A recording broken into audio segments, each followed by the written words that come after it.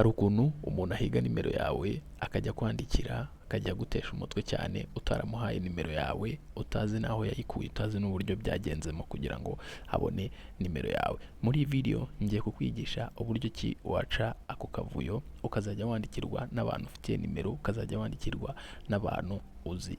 Ibi bintu bikunze kubaho cyane nko ku bantu bahembwe, ukabona ari kwandikirwa n'abantu benshi bamusaba amafaranga, cyangwa se kuba diaspora bandikirwa n'abantu benshi baba batesha umutwe kugira ngo babahe kuri ayo mafaranga. Uyu munsi rero ngiye kukwigisha uburyo ki wabiboroka ukajya wandikirwa n'abantu uzi, abantu bawe ufite muri contact zawe.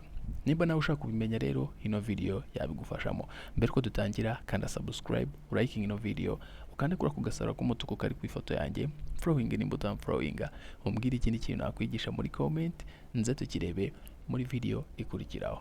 Tugiye guhera kuri WhatsApp. Nk'ibisanzwe rero uraza ufungure WhatsApp yawe. Ahangaha tugiye guca akavuyo kaba abantu baza kuri WhatsApp utazi nimero ahantu ayikuye, utazi ahantu akuye nimero yawe, akaza kubwira ibintu byinshi. Kanda kuri utu tudomo dutatu two mu nguni, ujye kuri setting, uhita ujya hano handitse privacy, ukandeho.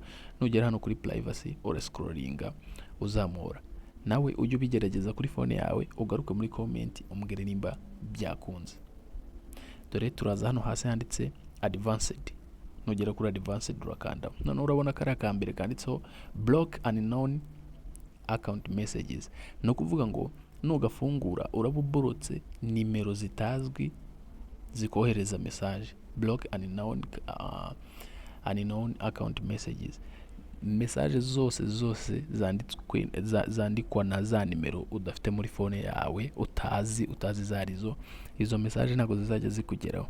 Bigerageze kuri phone yawe rero, nibikunda uzumbwire turebe no kuri message zisanzwe, no kuri call, even no kuri Instagram, no ku zindi platform wabukoresha. Nizere ko ino video igufashije rero, usharinge no ku nshuti zawe nazo zibashe kumenya bino bintu. Amahoro y'Imana komeze kubana namwe. Thank you so much.